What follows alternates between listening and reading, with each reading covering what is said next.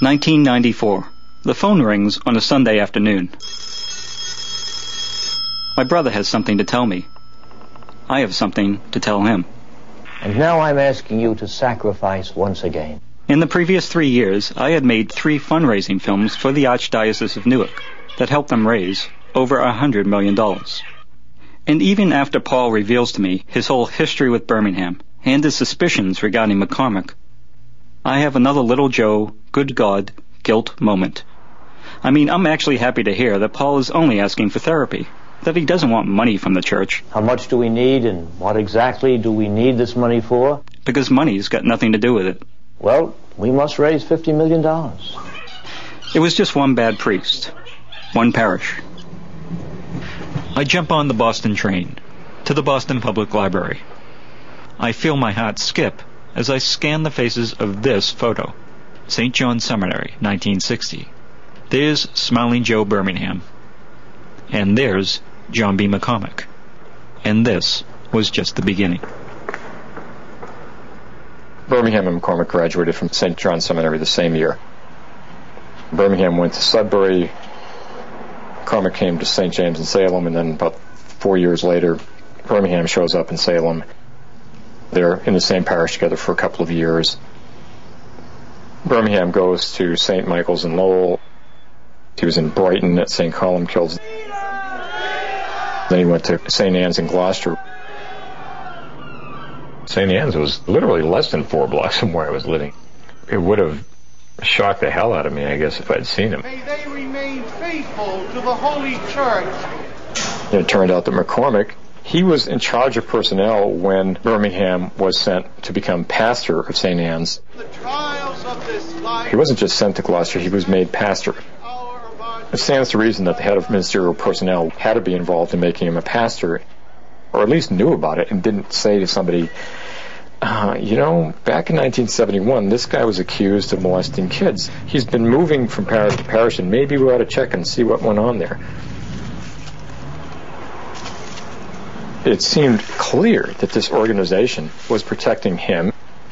There was nothing exceptional about Joe Birmingham, so there were probably a lot of other priests that were being treated the same way. The whole idea of getting a large sum of money from the Archdiocese now started to sound like not such a bad idea. And it wasn't like I just wanted to get a bunch of money. I just wanted them to feel the hurt. I ended up being connected to a lawyer named Matt McNamara.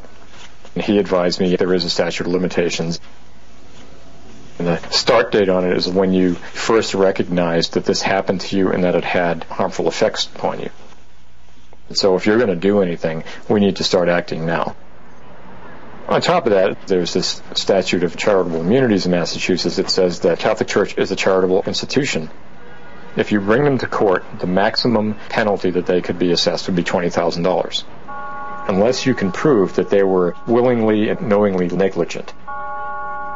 The quest was to find out if there was somebody who reported him before he got to Salem, and then we would know that he did nothing about it.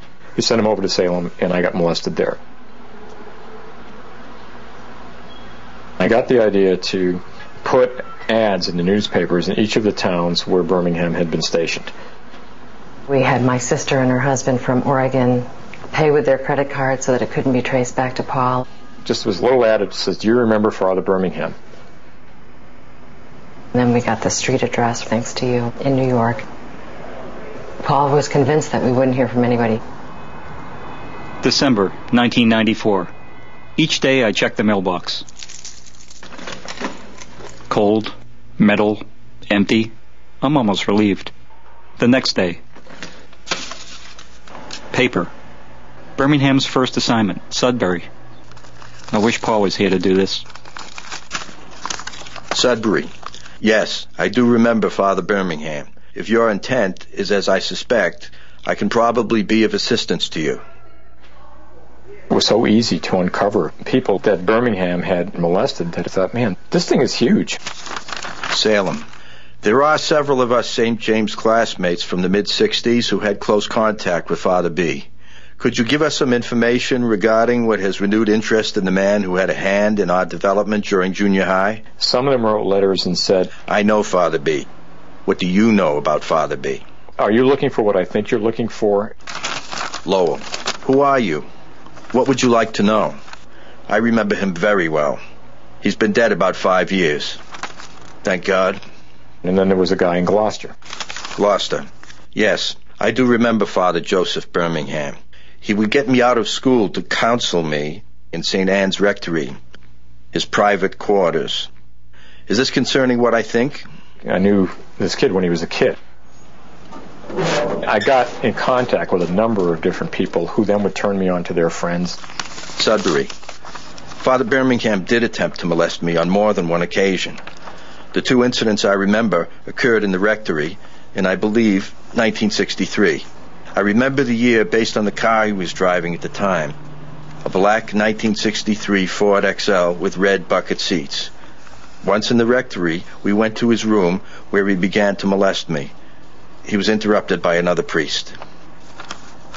If 30 years later you can just uncover 20, 30, 40 people like that, how many more were there? Sudbury was kind of like the gold mine. I mean, one of the first ones I remember was Steve Blanchett. I went out and I met him. He told me, yeah, I was molested, my brother was molested, my other brother was molested, my friends were molested. This was the first parish he was at. This was before he got to Salem. I said, well, what happened to Birmingham? He said, well, it was kind of a mystery. He just kind of disappeared one night. He was there, and then he wasn't there anymore. And we didn't know where he ended up. I got in contact with a woman named Marie Corrette, one of the mothers in Salem, who finds out that her son may have been molested by a priest, gets together with 4 or 5 other mothers who have the courage to go in and confront these guys, these powerful figures, and was told by the bishop that was in charge that they were spreading scandal about a holy man. They should examine their consciences and go to confession and go back and be quiet.